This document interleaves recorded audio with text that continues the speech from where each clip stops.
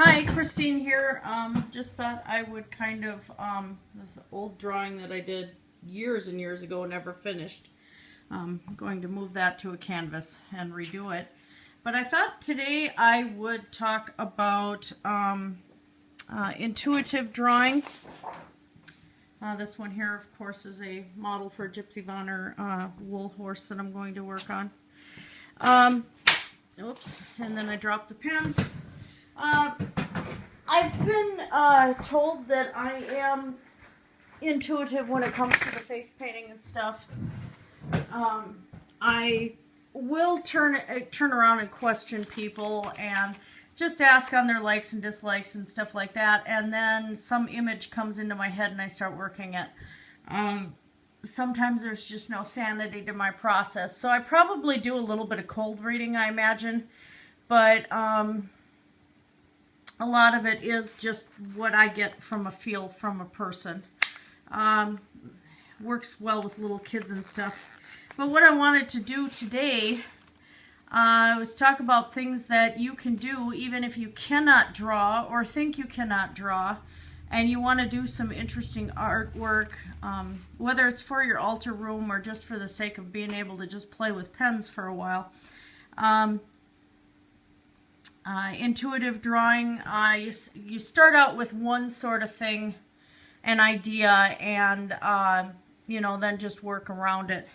I use a decent recycled paper, which this tablet's very old, so of course it's going to start falling apart on me. Well, there, that came out. This is a green tablet and has stuff for it's recycled. I forgot what the percentage is, but it's a very fine paper.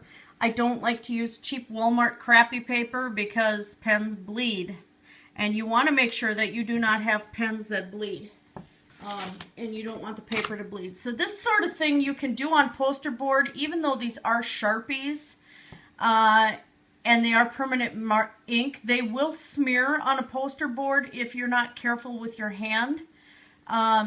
So depending on the paper, you may get some smearing. So what you might want to do before you start one of these pieces, if it's something you want to keep, make sure that to test out the style of paper that you use beforehand.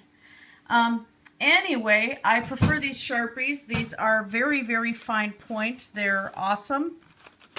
And of course there's a pack with different colors.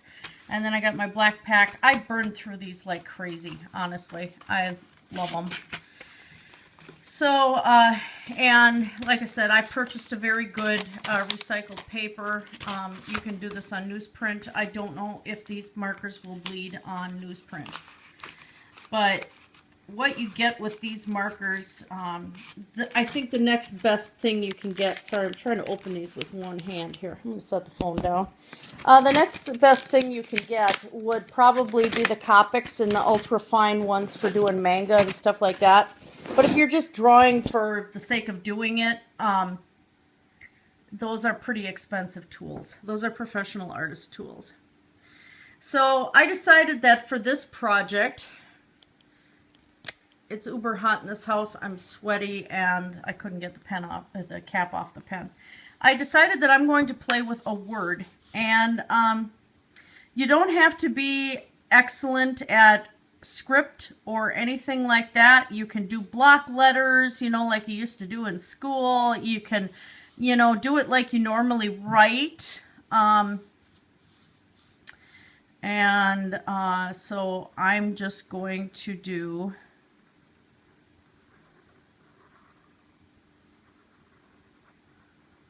just a simple outline. And, you know, it's been forever since I've done any decent script work. So you pick one word, and what you're basically going to do, you can embellish as you wish. You can change the shapes of your letters.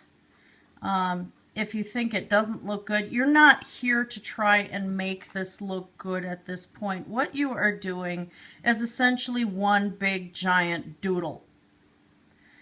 and, you know, play with things as you would like. You can add dots, you can add lines.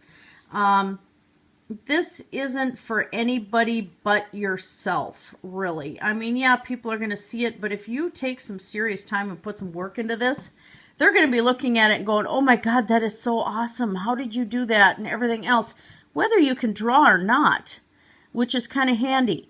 And what you're going to do is throughout this thing, you're just going to plant things as you see fit.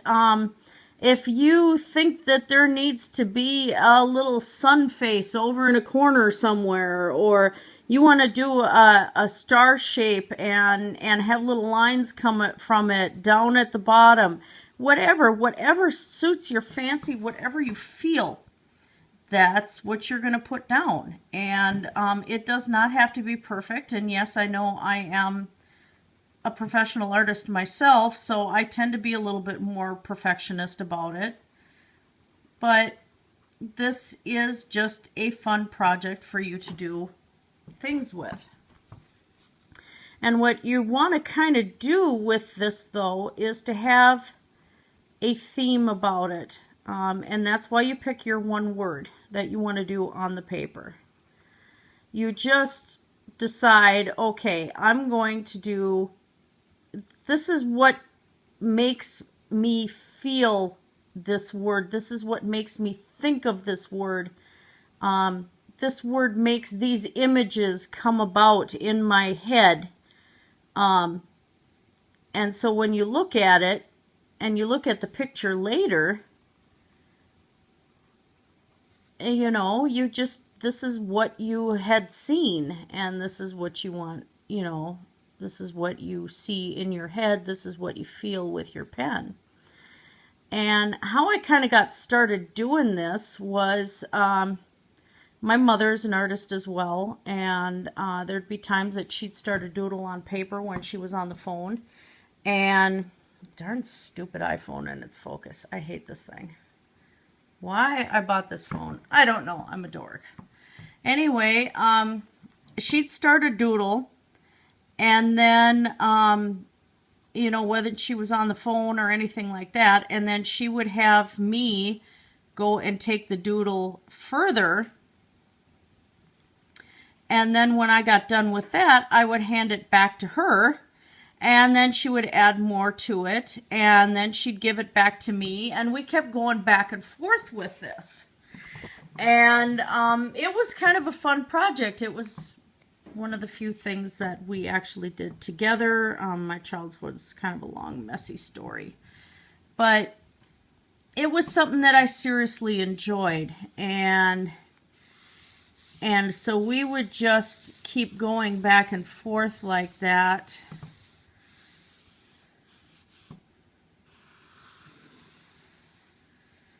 And it was one of those things that I just seriously enjoyed doing.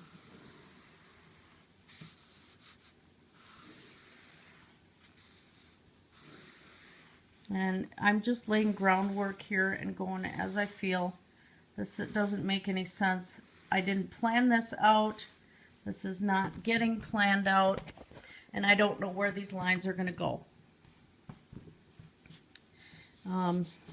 Which sometimes is just what happens. But, well, there is definitely a feather there, so some of my stuff probably is planned a little bit.